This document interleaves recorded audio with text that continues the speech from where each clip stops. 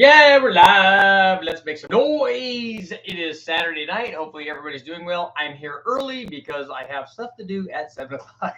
So we're at 6:05 or so. So I'm late for being early or early for being late. One of those. At any rate, if you take a look at the thumbnail that I posted up, it is of the fairly cool system that we used when I was back with Ben and Brian at the car farm working on the Omni. And normally what I would do, the procedure for me when we run a fuel injected motor, like when I run it at Westech, is they have an ASNU injector flow / cleaning machine. So what we do, especially after injectors have sat for a long time, or if we try to use something that came from the wrecking yard, naturally what we would do is put them on there and check them and just make sure that they all flow. That's step one. Do they even flow? Does when you pulse them, does fuel come out? And then the next thing is that if you want them, especially this is kind of more critical when you're doing high horsepower stuff, but do they flow evenly? So if they flow evenly, you want them to flow evenly. So when you distribute the same amount of fuel under boost to each cylinder, assuming that the same amount of air gets into all of them, but that's a whole nother story for another live feed. But we want them all to flow really well. So if we have one that's an underachiever and one that's an overachiever, that's going to be rich. The underachiever is going to be lean. So you want them all to flow fairly evenly. The injector machine is awesome because then if they don't, then we take that off and we put it through in the cleaning solution and we energize it and it pulses it and electrostatically or whatever cleans it out. So then we put it back on to flow it again, and more times than not, the injector now, the flow rate of the injector has improved, and then we can make them all even, which works very well. Unfortunately, obviously everybody, including myself, doesn't have an injector flow machine. So we don't have the thing that we would use. And this is very important when, in the case of the car farm, when we were walking around looking at all of these, I don't know, 20, 30, 40, 50, whatever, 2.2 turbo variants of that we're going out and selecting parts from, including injectors. So we got the two-piece intake manifold. They had those, several of those, and that's what we ended up using because we're building up an 87 version of the motor to swap into this 85 Omni GLH turbo and make it into a GLHS. But we needed the one-piece manifold and the stock injectors that came with that, with the GLHS, which was the 175 horse version. The thing that we didn't know, because lots of this stuff had been sitting for a very, very long time, do they work?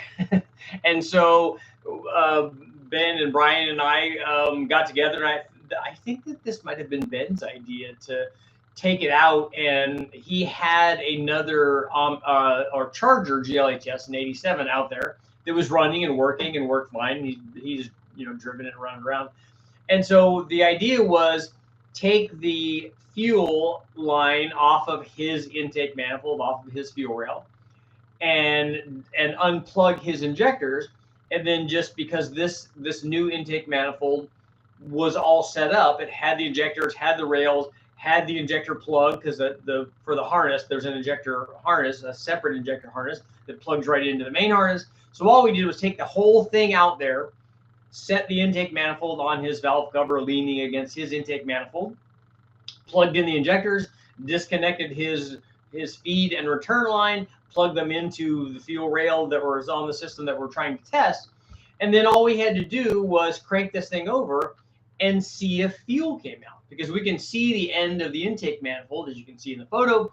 We can see the end of the intake manifold. So are they all pulsing? And it's fairly easy to see because it sprays fuel out. Important safety tip: don't also have either the coil or distributor wires making spark in front of this fuel mixture. But you can see if they're coming out, and then it's not as precise as an injector flow machine because it tells you that it is indeed coming out, or it's not in the case of ours. But it doesn't tell you how much really. But you can look at the mist and go, okay, when they're cranking, that one looks pretty similar to that one. If one of them was dribbling out, or one of them was a straight stream, and one of them didn't have the right pattern and wasn't misting properly. A lot of that you can see by eye. Again, not as not as 100% like perfect and accurate as a ASNU injector machine, but it tells us a yes or no kind of thing. And then what we did was, after doing that, and you'll see this in the video that I just posted today, if it's not working, so I know what you're thinking, okay, well, that's great, you can see that, but what if 2 of them aren't working, which was the case with us. When we first started, actually only 1 of them was spraying. And so all that we had to do was just dislodge whatever was stopping it from fuel from flowing out the pintle. So what we do, nothing magic, just tap it. You can use something metallic works best. You can use, you're not hammering it on it, but use a little wrench or the end of a ratchet or screwdriver sometimes works. If you tap on the injector, especially while cranking is happening, a lot of times you can free up whatever there, and we did that. You'll notice in the video that the other thing that I think Ben did, and I don't know if it's Ben or Brian, reached under there and also just kind of wiped his thumb around on the tip of the injector to clean off any debris that would be there externally, because that can also cause a problem.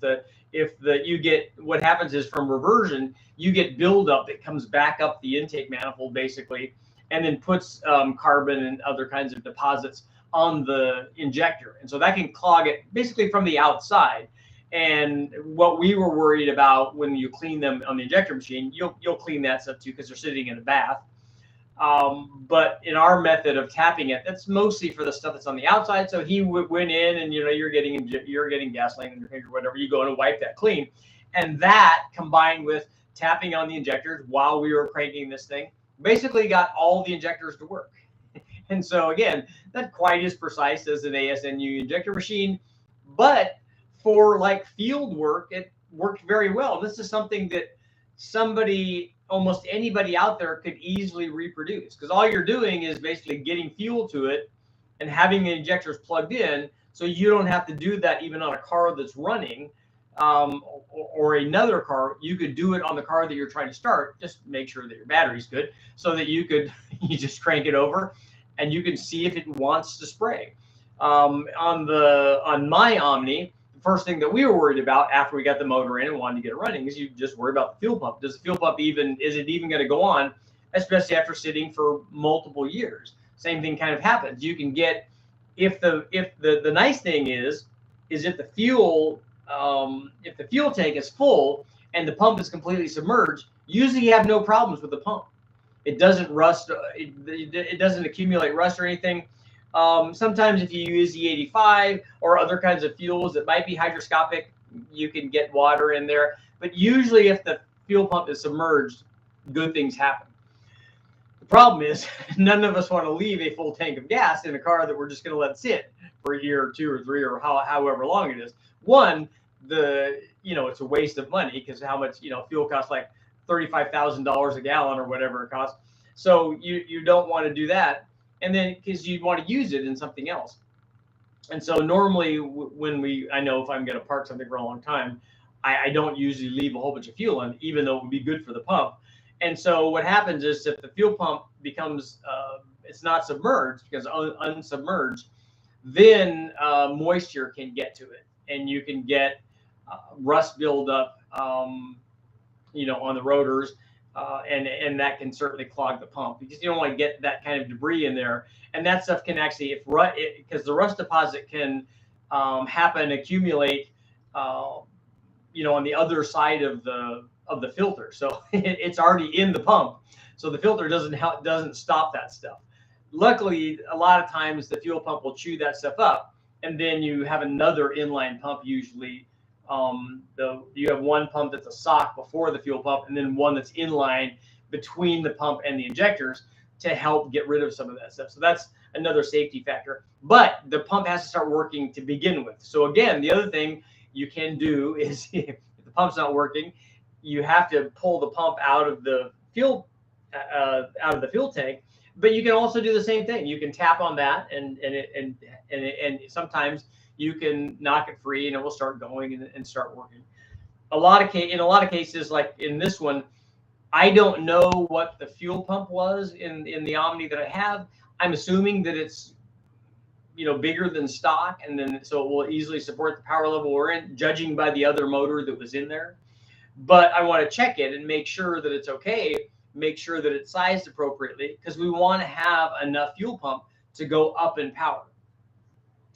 Initially, that's not a concern because we're putting the motor together. It's going to be all stock, including the injectors that we got to work. It will be all stock.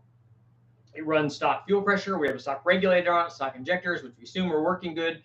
I will obviously, after we've already gotten it running, and you'll see that in upcoming videos. But before I take it in, obviously, to get its mod and stuff, we will run it on the dyno and verify that the injectors are, and I will check the injectors on the machine just to make sure everything's right. I'm pretty sure they are, judging by how well it drove and how well it idled and stuff and performed. I'm pretty sure that everything is working okay. But I want to make sure, and I also want to find out what the air fuel is while this thing is rolling down the road. And so we just want to verify all that stuff. But that's all stuff that, with the injector thing, that's something you can do in the field. That's something if you're in your garage, or you're out on the farm, if wherever you are, you can verify that kind of stuff. And we did some other cool things that I put in this video also. One of them, which I really like the injector thing. That was very cool. I also did the Super Richie razor blade rebuild. So we disassembled the cylinder head, and you saw me, not me, I was filming while Ben pulled the head off of, and that's an interesting story. And I didn't talk about that that's kind of why I do these live feeds. I didn't talk about the behind the scenes story that went with the motor that we were taking apart to pull the head off. Because what we needed was a 782 swirl head, but we needed an early one that had squirters designed for the slider camshafts. The later roller ones didn't have that. I'm hoping I'm right about that. I'm pretty sure that that's the case. But we needed one that had the oil squirters that squirt oil alternately, one side and then the other, but squirt it so that the slider and the cam lobe is being oiled constantly. So it's pretty cool. It's a really good design.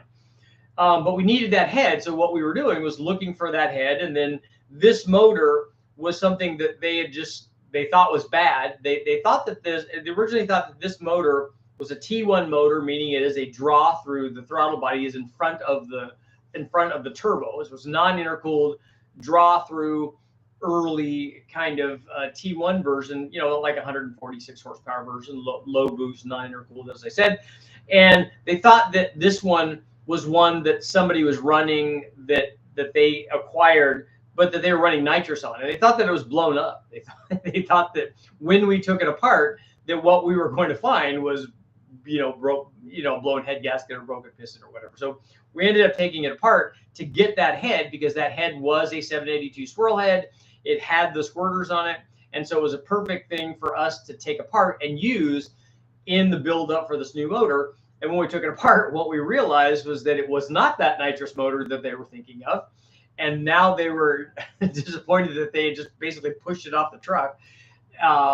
And not only was it not that motor, but it was actually it more than likely was just a good running motor, other than the camshaft. I do have to point out that I don't know if you could see it in the clips that I put in the video, but if you look at the camshaft is completely the flat tap, I keep calling it flat tapping cams, the slider cam is completely rusted. So that wouldn't work. And we obviously took that off, and many of the sliders were also bad. So we replaced the cam, replaced the sliders. The cylinder head was good. And what I did with the head, and in keeping in this kind of low buck do-it-yourself kind of thing, what I did with the head was we took it apart, and again, necessity is the mother of invention. So we didn't have a spring compressor, the kind that, with the arms, stuff that I would normally have at Westech. And so what they did there on the farm is they used a drill press. They just set the head down on the drill press, and he had little steel shims that he put underneath it to hold the valves, and so that the valves would stay closed. And then he just used the drill press, pulled it down. He made a little fixture that goes into the drill press, the same kind of thing that you see on a lot of spring compressors. It has slots in it. It pushes down on the retainer, and then releases the keepers, and then the slots allow you to have access to the keeper, which we would reach in and grab with a magnet. So you can take those, put a magnet in, and pull those out. So that all worked out good. But I thought that that was genius, just using the drill press, because you have leverage on it. And the one thing I suggested, as always, which what we do, especially on a motor or on a cylinder head that's ever run before, is I'll go through with a steel mallet hammer, and I'll tap, pretty aggressively, tap each one of the retainers. And you can hear it, because the keeper and the retainer sometimes get kind of sealed together, and they want to move together. And then if you hit the retainer with a hammer, you can break that seal, and you can tell by the way that it sounds when you're hitting on it. You're like, oh, yep, that just broke free. And so I break them all free. That way, when we use either the clamshell spring compressor, or in this case the drill press, when we do that, it just pushes it down, and the spacers that they use underneath it would hold the valve up. We just compress the spring, put a little magnet in there, grab the keepers out, and then when you release it, it all works out really nice. You released it, and then we took the springs out on these aluminum heads. And so again, something that I didn't point out when I was doing the story on the video is, because these are aluminum heads and obviously steel springs, one of the things that they have is not a spring cup, but basically just a steel shim that goes underneath the spring. They don't have it's not a locator, although people have those. But we reuse the factory springs. We obviously reuse those spring seats so that the spring went down isn't wearing into the aluminum cylinder head. We reuse the retainers and keepers. Honestly, again, I didn't test the springs, which is something I would normally do. At Westech, what we would do is we have spring testers, and so I'd go in and test the spring. We would test it for the spring pressure, open and close. And at whatever valve lift we're running for the camshaft that we're testing, we normally test it beyond that. So normally I would test it at whatever the installed height is, and then 300 or 400 or 500 lift. Kind of these cams don't have a lot of lift. We would test it somewhere in there, up to the range of the available lift, until we ran into one of two things: either coil bind, or we would sometimes you run into retainer to seal clearance. Because the factory doesn't give you unlimited amounts of those, of either one of those, as you might imagine. But the guys there at the car farm said, yeah, we reuse the factory springs all the time. We run those. We don't really run into problems. Nobody, and especially in this particular application, I'm not trying to run lots of RPM with this, and not trying to run excessive amounts of boost. I would, however, like to, and I will do this with I have a number of other heads. In fact, I brought back both the G head, the bathtub head, the early one that has a different chamber shape, and then one of the stock as cast 782 swirl heads. And I'm going to take the springs off of them, and I'm going to measure them and just see what they are. Because it might be that I feel like, especially if we do other cams in these, which I want to do when we run the dyno, I'm going to put a beehive assembly or something on there to step the spring pressure up. More so probably on the roller cam than the slider cam, because I would treat the slider cam a little bit more like I would a flat tappet. Although the interesting thing is, when we were doing this testing, Ben weighed the roller or the follower assemblies. He weighed the slider and the roller follower assemblies, and the roller one was substantially less weight. So maybe that's going to be a really good upgrade. I'm kind of excited about that when we get that kind of data. That's why when you're there, that's why we try stuff like that, because it works very well, and you get more and more information. But so after we took these apart, what I did was the Super Richie razor blade rebuild. So basically, we just scraped the deck, scraped the deck surface of the head and end of the block, and then after taking all the valves out, what I do is just lap all the valves in. We use lapping compound, and then in this case, normally what I do is on V8 heads, like I've done a lot on LS motors and small block Fords and Chevys and stuff like that. What I'll do is sometimes we tape it, but usually I'll just grab the stem of the valve with the drill, spin the valve, and then we just put pressure on the valve with lapping compound on it. And then we'll just put a good contact pattern on both the valve face and on the seat. And so we know that they'll seal better, because especially if you take apart any kind of old, these are from the mid 80s or up into the early 90s.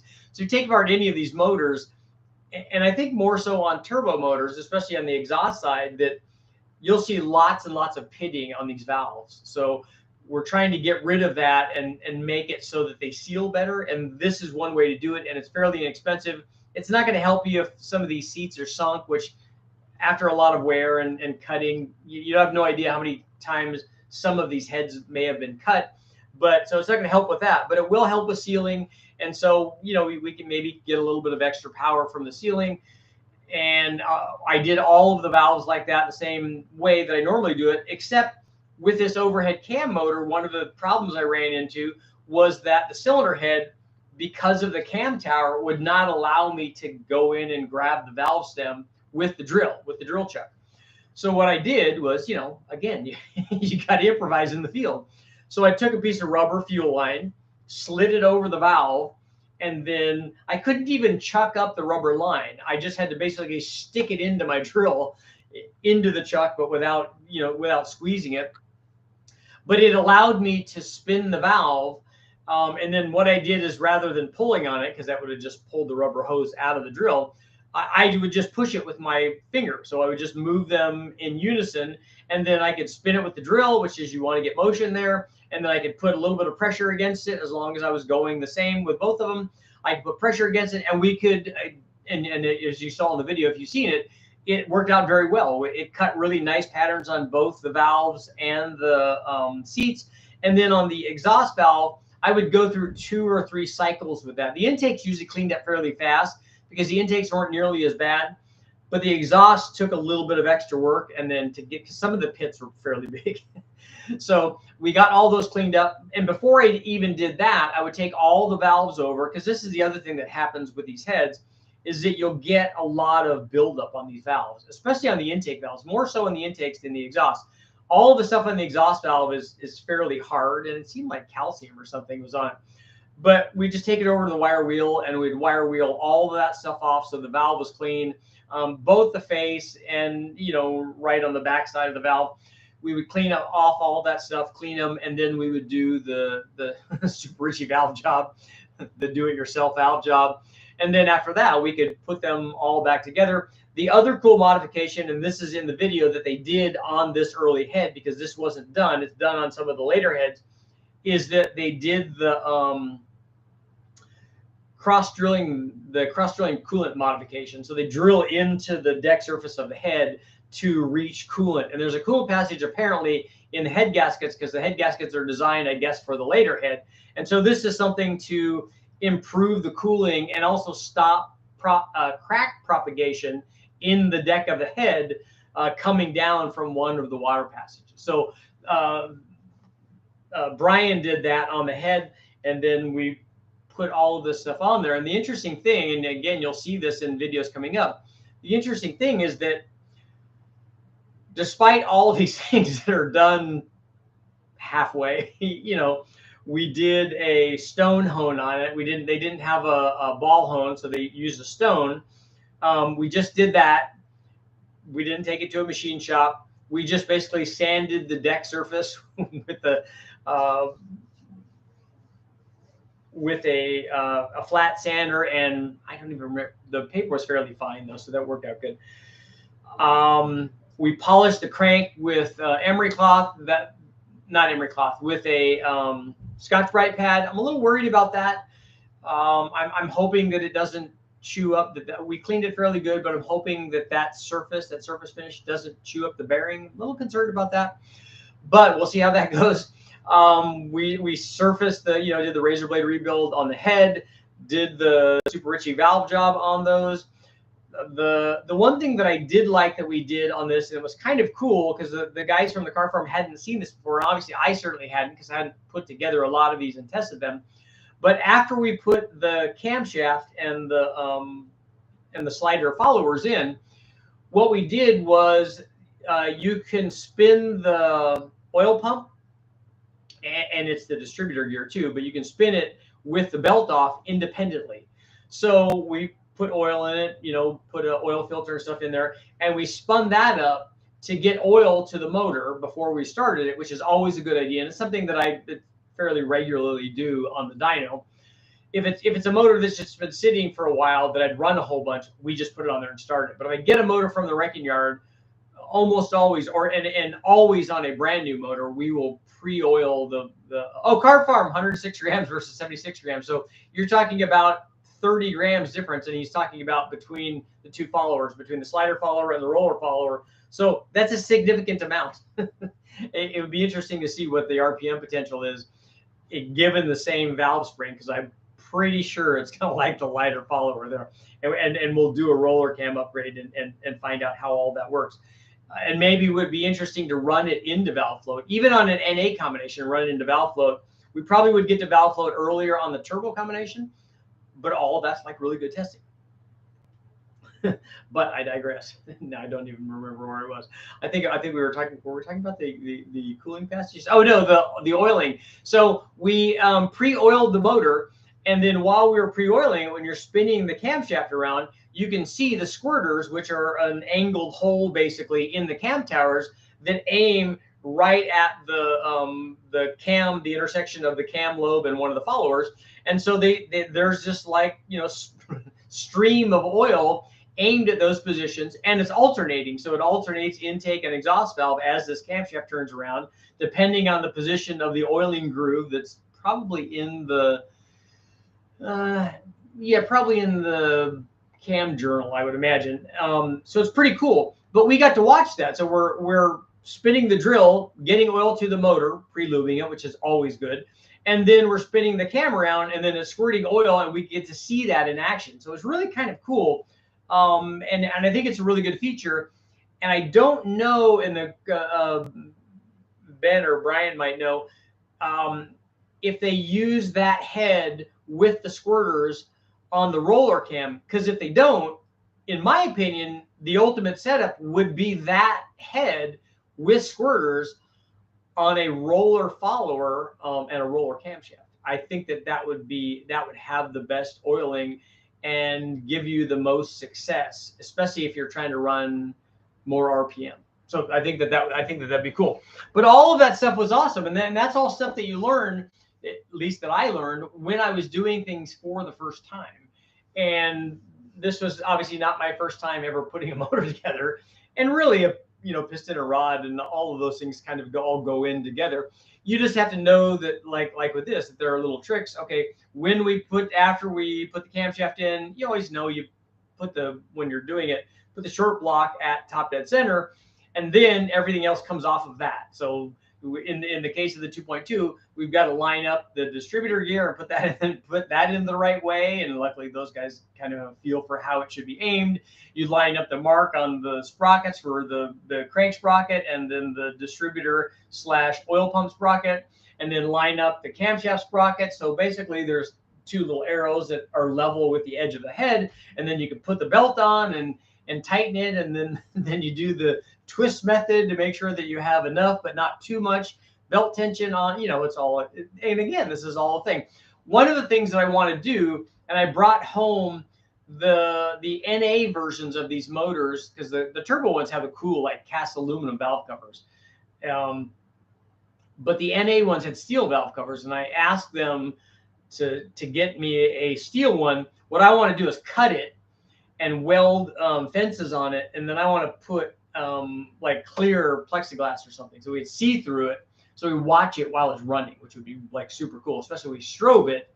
Then we can see a lot of these things happen. We can see the oil squirters and see the cam and all that. So that's the theory. We'll have to try that and see how well it works. It may just throw oil over everywhere and not be able to see anything.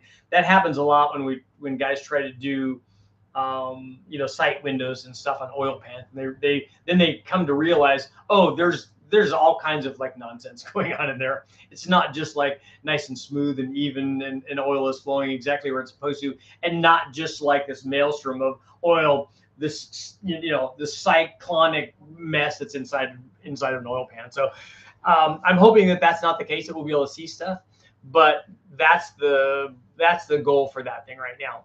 I'm gonna run a lot of this stuff on the engine dyno. We're gonna run it naturally aspirated before we run it boosted, but we'll do both. So we'll test things like when we do, for instance, once we do a camshaft test, we'll do it NA and go, oh yeah, it's losing power here, gaining power everywhere, losing power everywhere, whatever the case is. And then we'll do that same test under boost, because once we get everything set up, going from NA to turbo is just an exhaust manifold change, basically. So that will be interesting. So a lot of cool stuff in this video, and then I have more stuff coming up next, because in the next video we will connect the transmission. We'll go through some of the things that we had to do, like checking we did a fairly cool thing with checking the thermostat opening, because the thermostat that I used was a used one, and it was just caked with, I don't think I took a picture of it. I'll have to take a look and see.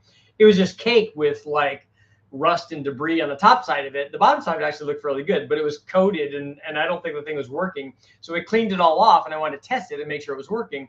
So then we just put a heat gun on it. So we just set it on the ground, put a heat gun on it to see the thing would draw open and would close and draw open and close. So all that worked really. But again, it's good to test those things. And that was a factory one. And I didn't at the time didn't want to go down and go to the auto parts store and buy another one.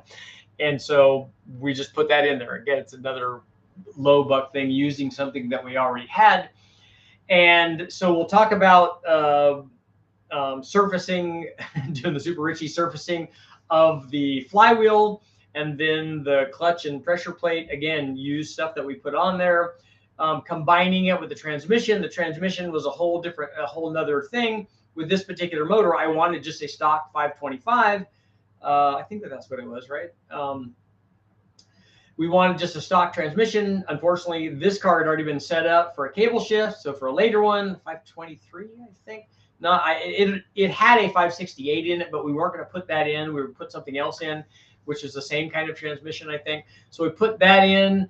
The cables were already stretched out and not very good. The ends were bad. The assembly where the cables bolted the shifter, was problematic. There's lots of cool stuff to talk about, and all things that we're going to solve. But eventually we're able to get the motor all together, get it synced with the transmission. And then even after we got everything in and we're trying to start it, we ran into other issues, like you do, because that's how car stuff is. So the ignition module, I think, was one of the things that were bad, and you just you just go through the process one thing at a time. And okay, this is our next hurdle. This is the next thing we got to overcome. Okay, what's the next thing? And then what's the next thing? And what's the next thing?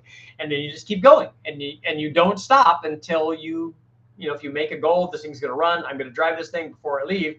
You just keep going until that happens, and it's pretty cool. All the while I'm thinking that, oh yeah, that's right, I can't get home because I have a broken truck, but we were able to get past that one too. Let's see, the later TBI valve covers used a nice turbo one-piece valve cover gasket and the neon oil cap and the O-ring, but were cast. Cool.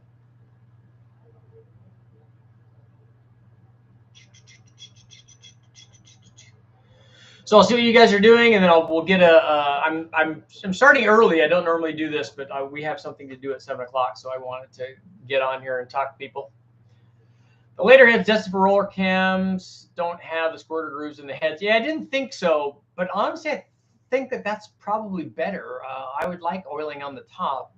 I'd be interested to see how much those squirters decrease oil pressure given the same oil pump and oil pump speed, and obviously viscosity too. That would kind of be interesting. How's the new 6.6? I don't know. I've never driven one, and I've obviously never tested one on the new 6.6 gas motors.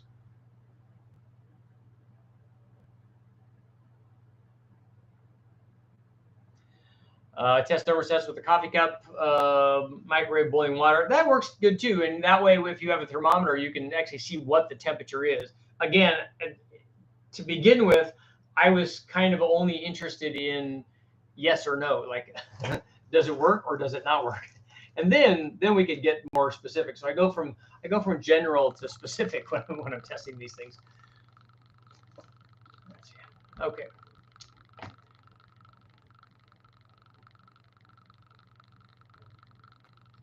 Petrified pickup coil. Yep, that was good. The wiring on the fuel pump should be upgraded.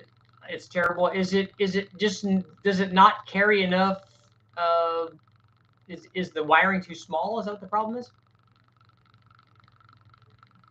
Car Farm has good content. They do. They're definitely car guys, and they've got a lot of stuff and lots of awesome, really cool stuff to do. We could not talk Ben into jumping the move port through. I think Brian was talking about jumping it. We were going to light it on fire and then jump it through some sort of RV or something.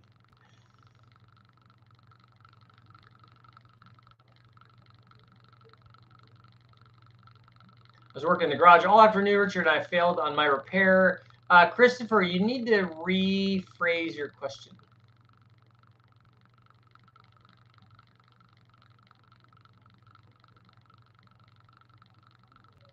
And the other thing we didn't know about was, you know, a lot of the stuff is unknown, it's used. We obviously also didn't know about the turbo. It's a, you know, very high mileage, unknown years and mileage and kind of thing. And when you just check the turbo, does it spin? Yes, it spins. That's good. Does it have a bunch of play in it? Does the wheel hit or anything? All that seems like it's okay. And then the thing that I like, again, I almost always, when I put a turbo on, especially a new one, I will squirt oil into the turbo and spin the impeller so that all of that's lubricated before startup, especially if it's something where I'd be concerned about startup. This is also one of the reasons when I run stuff at Westech, I almost always try to run the motor naturally aspirated before I run it turbocharged. So that if we have to go through the ECU is not working or whatever, we have to go through problems with that we solve those problems, and then the motor just boom, just fires right up, because that's nice about once you get it right, it works like that, and it just fires right up. And so when we hook the turbo stuff up, then it fires right up, and it just has, you know, the oil over to the turbo has a little bit more of a path, but not a lot. And so it immediately gets oil, and it already had oil before that. And that was the thing that I like about this when we were doing the oiling, the pre-oiling, and watching the squirters work, that the whole motor basically already had oil. So when we started it up, it was fine. There didn't seem to be any smoke or anything. We put an original factory exhaust and catalytic converter and stuff on there, and didn't seem to be smoking. The catalytic converter didn't seem to be clogged, and Ben even tested the catalytic converter just by putting a vacuum in the pipe and seeing if air could come through. You know, again, it's more of a go no go thing. Is it clogged all the way? No. Is it clogged a little bit? We can't really tell that. But you know, you just gotta, with the things that you have available to you, you just have to try to make stuff work.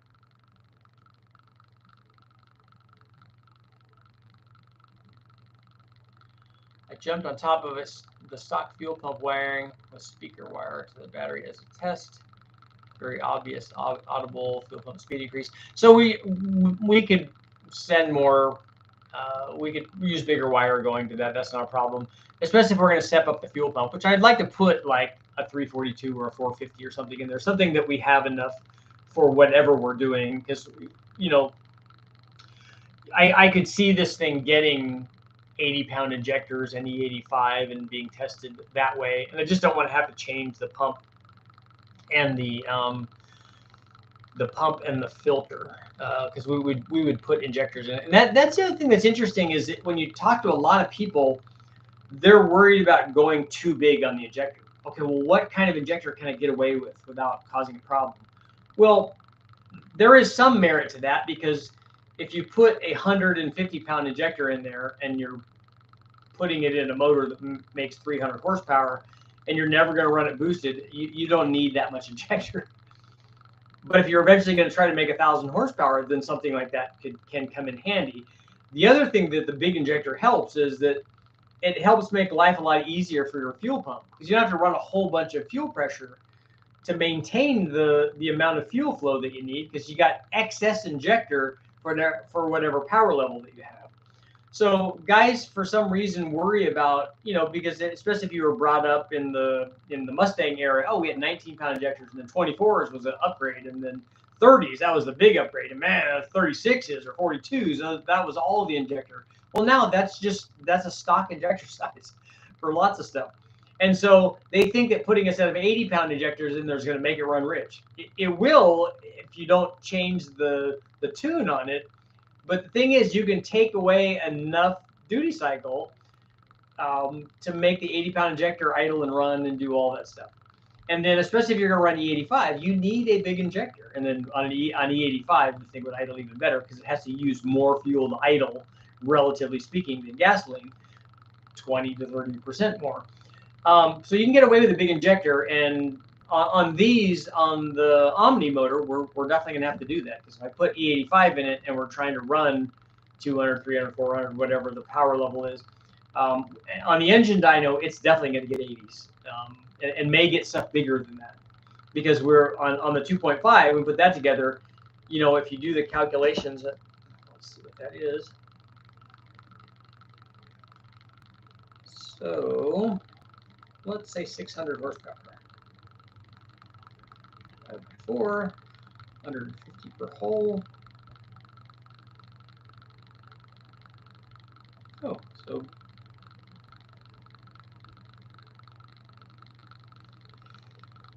80s won't quite do that, and they certainly are not going to do that on E85.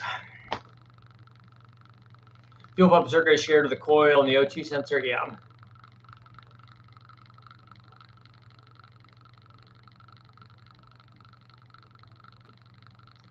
Once you get the car started out, the torque steer will add the driving experience. See, people talk about torque steer. I've driven lots and lots of really powerful front wheel drive cars, and that car doesn't torque steer. If you have a hold of a steering wheel, I don't really understand people making that comment. I've driven lots of front wheel drive cars, road raced them a lot, and I don't see that as an issue.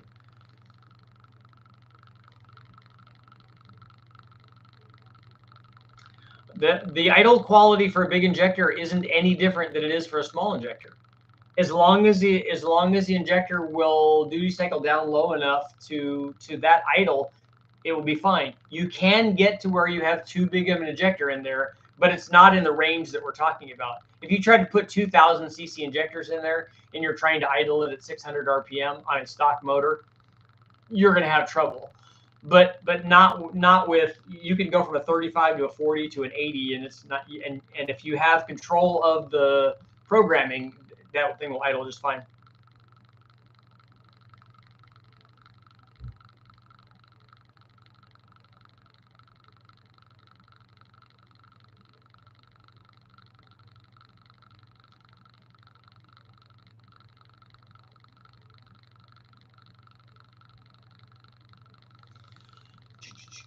So I'm gonna scroll back here and see how people are doing.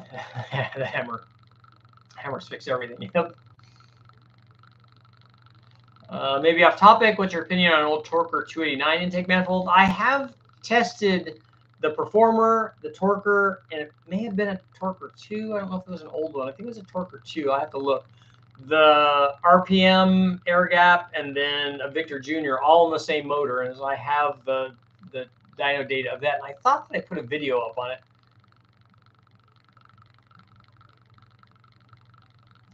I learned the disconnect the coil lesson. Yeah, that's important, especially if you're spraying fuel.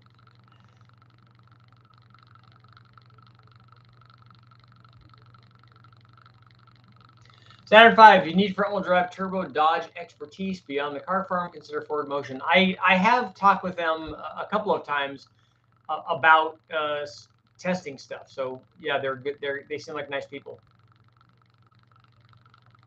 I always do the pre-oil with a drill. Am I reliant? Yep. Doing swap of my 89 Daytona engine into an 84 Rampage. That'll be cool.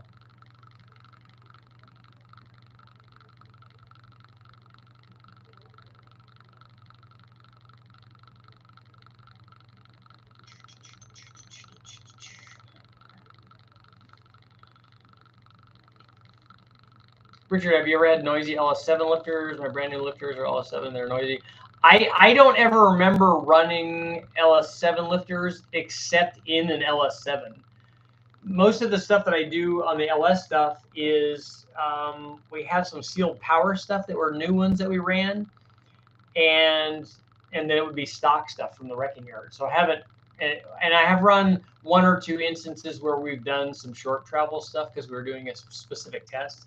But it's hard for us to hear a noisy lifter because everything else in the dyno is so loud. You know, even when we run exhaust with mufflers in it, which I try to do more often than not now, it's just so much quieter.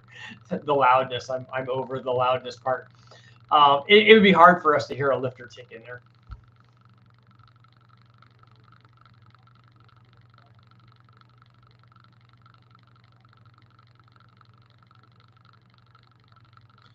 Is it possible to run twin turbos and a supercharger on a 5.3? Yeah, yes, it is. Although I don't know why you would. Other than to say that it's cool and have that Pro Street, that old school Pro Street kind of look, because twin turbos on a 5.3 can make 2,000 horsepower if you wanted to do that. The supercharger might help them come because you have to have big turbos on it. You'd have to have 2 S475s or S480s. The supercharger might help it come on boost sooner, but so will a converter and other things that you could do for drag racing. So I got to have a pole.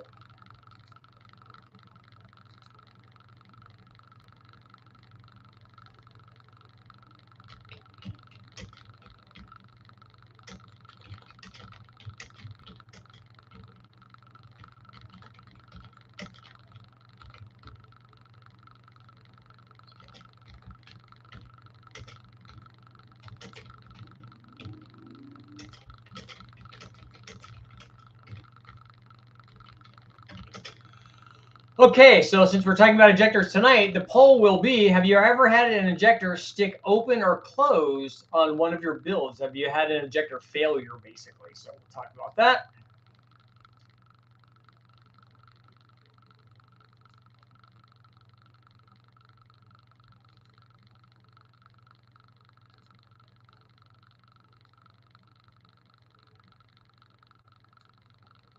I know back in the day when we were running Hondas, we used to upgrade the Honda turbo stuff. And when I was running a lot of Jackson Racing supercharger testing back in the day, and we would put, I think that we would go up to about 30-pound injectors on the Hondas, and those would actually, we just put them in. That was before we were doing any kind of, we weren't doing Honda or anything on them back then. We would just put those injectors in and drive it around.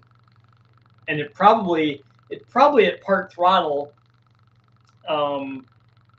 had enough to, because I remember even driving that kind of combination out to, I think I drove it out to Vegas, a little super, because we were doing some top speed testing on a 93 Civic SI, a little hatch, and a single cam, a D series with a blower on it. And I drove it out there with the 30-pound injectors in it, and it even got good mileage. So it must have been, driving at part throttle under closed loop. It must have been doing fuel trims to get that in line. I have a high mileage 351 Windsor. When I plug the valve cover breather port on my oil pressure increases a lot. It's a stock gauge, so I don't know actual PSI.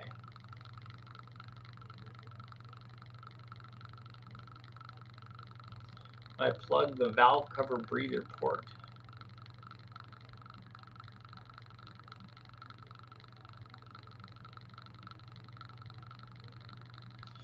So you're not allowing any crankcase breathing when you plug that? If that's the only one, what you're doing is building up crankcase pressure. So that will actually increase oil pressure. That's one of the things that we do when we first start up LS motors. What we'll do is cap everything off so there's no opening to atmosphere in the crankcase. And then we'll take an air hose and put pressure to like the dipstick hole or even one of the valve cover holes, depending on which one is plugged and unplugged. We put pressure in it. We'll only turn the pressure up to about 2 PSI. And what that's doing is pushing on the oil and making it want to go, because it has an escape route, makes it want to go through the pump and then through the oil passages into the motor. And then we, with the spark plugs out, we will then crank the motor over so that the oil pump grabs the oil. Now, naturally, when we put an oil pump in there, it's full of oil, and so it creates a prime, and then us putting pressure on it, this setup usually just grabs the oil right away, and then once the pump starts cranking, then we'll see, instead of 2 psi, we'll start to see 40 or more when the thing's cranking on the starter, and it works pretty well. So that might be what you're experiencing there. I have oil squirters on my nitrous small block. Oil squirters are a good idea. A lot of them, like the Hondas, have them under the bottom of the pistons too, to cool the pistons off.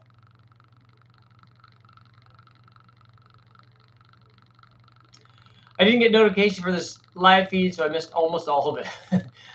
That's too bad that you didn't get a notification. This one is earlier than normal, but Francisco, saludos de Ciudad de Mexico. So you're saying hello from Mexico City? Cool. I've been there. I've raced there actually. Do it for too long, it'll blow oil out the front and main seals. Happens on VWs all the time. And even try pickle pizza. I don't like pickles, so I wouldn't. That wouldn't be for me. But did have good old pepperoni pizza.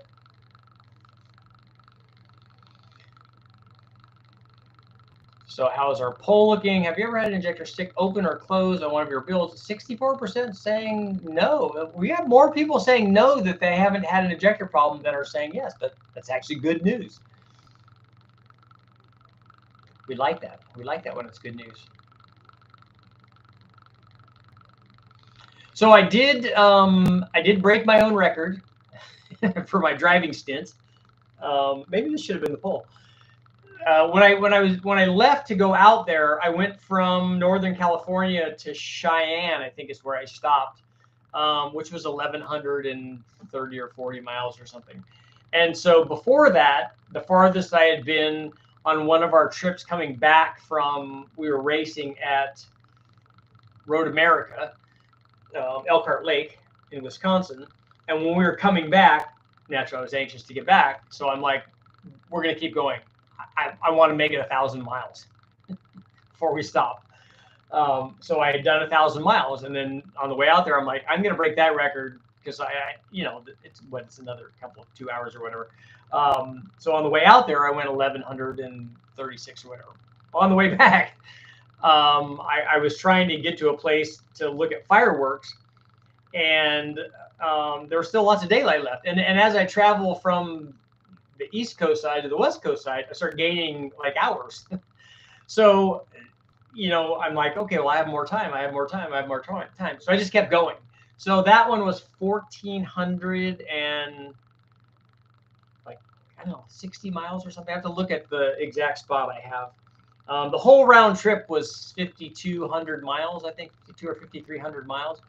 So the last stint though, when I was looking at it, and from where I started and at the time that I started, it was like 22 and a half hours.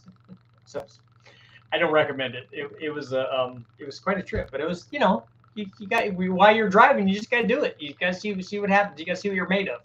So it was cool. The outsides of the rods on the VW spray and oil on the pistons. Yeah, they have little squirters on the Hondas. Nick, if you're asking me what my daily is, mine is a 2002. This is what I drove back east that I broke the transmission on when I got out there. Broke the 4L60E. It was a 2002 Chevy Silverado, 4-wheel drive. I've had injectors stick both open and closed, and the coil short and pins screwed off. All the bad things, right?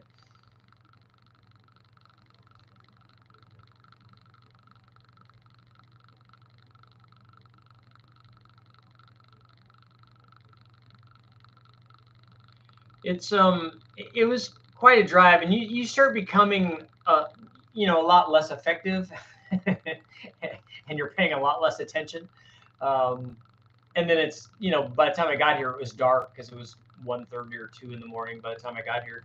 So driving through Reno and Tahoe and the hills and all that stuff is, and there was a fire somewhere going on up there because when I drove through lots of smoke and stuff. I was just hoping that they weren't going to close the road, so that wasn't good.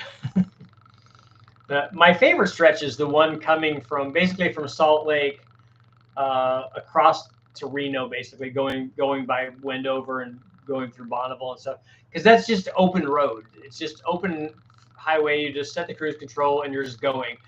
My least favorite part about this trip is driving anywhere near major cities, Salt Lake City, Chicago,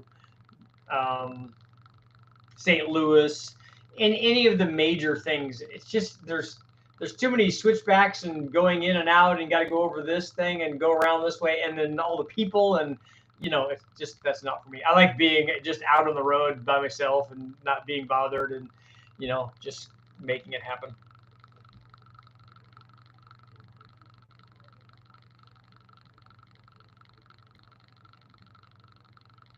It was the most fun car you've ever driven. I mean, it depends on. I've had lots of cars that I like. Like I love the Chevy Sprint Turbo that I had. It was not fast at all. The driving around in the Bonneville Civic with all of the stuff all over it, everybody wanted to race it. I'm like, dude, these things decide to go fast, like really fast. Not to do what you're talking about doing. That was fun because it also would just drive around. It drove around like a stock Civic. I mean, it just drove around and got good mileage and did all that stuff. So that was pretty cool. I remember driving the Bridgestone Supercar as a World Challenge car, the Mustang. I remember driving that around, and especially when we had the Bridgestones on it, which were just, you know, decent street tires, but just not race tires. And when they're cold, it was just a tire spinning kind of thing. The Del Sol was awesome because it was, I loved road racing that car. That's the one that we won. Maybe one of those trophies up there. The touring car championship in that. I just, you know, that one just had a good vibe about it. And my Mustang, which I still have. That's yeah, the fan's making noise. The 5-liter Mustang, which I still have, was a good one. I never worked on roller lifter cams. Can you put used roller lifters on a new camshaft? Yes. We very rarely, like on an LS application, when we do a camshaft change, almost never change the lifters. Driving a 2.2 TBI K car through Dallas was not good. Yeah, Dallas would be another one. Any of the major cities are not good. You didn't drive to New York and buy the trophy 4-cylinder? No, I only went as far as Ohio.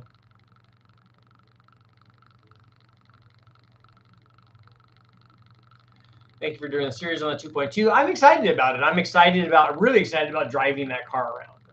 I really like these cars, especially in the condition that's going to be in. It's going to be fun, and I can play with it and make it clean and make it nice, and you know, it's going to be nice when I get it. So it will be really cool, and it's a turbo car, and I haven't had a turbo car in a long time.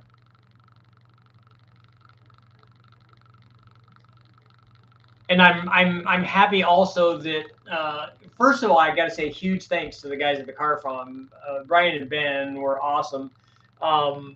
Went well and truly out of their way to like welcome me there, and that part of it is way more important to me, that guys would do that to somebody that they've never met before, that, you know, welcome me into their house and into their place and work on the car, you know, 12, 14, 16 hours a day or whatever, to do all that stuff. It's just a really cool, like, and I find that a lot in this car community, that people, you know, open their hearts and open their shops and stuff, and it's just cool. It's way more important to meet guys like that and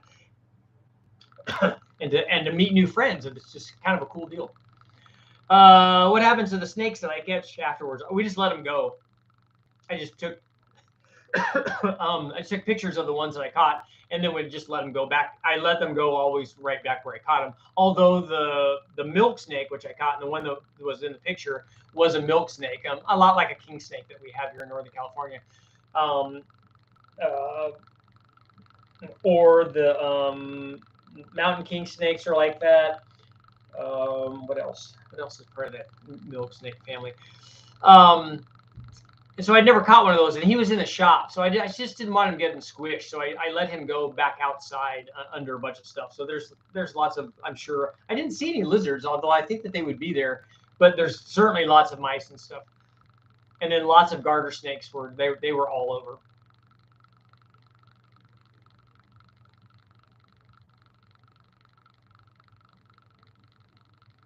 Yeah, I never want to. Don't ever hurt the snakes. So I think it's time for dinner. Saturday night, dinner and drinks.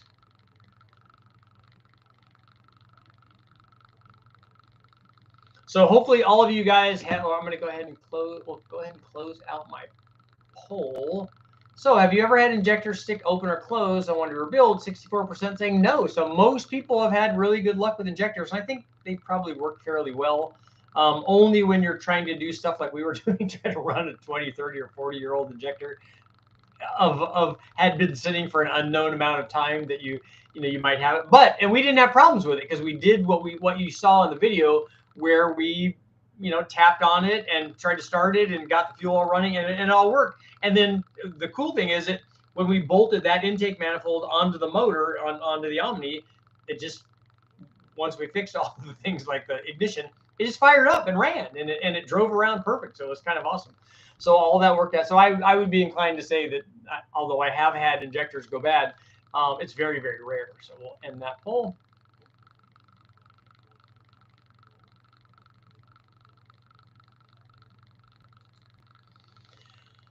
So maybe having it early is not the greatest idea. Do flex fuel injectors have stainless internals? I would think that they might. I've never taken one apart though.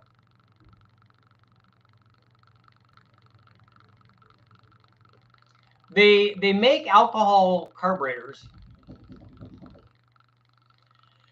Okay, guys, it's that time.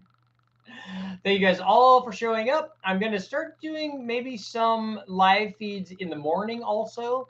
Now I'm going to maybe do 2, but I have the next video coming out will be a video on us getting the motor in the car and driving it around. And then I also have some stuff coming up on putting the transmission in the truck, my trip to Brian Tooley, lots of cool stuff coming up. Thank you guys all for showing up, and I will see you all tomorrow. And ooh.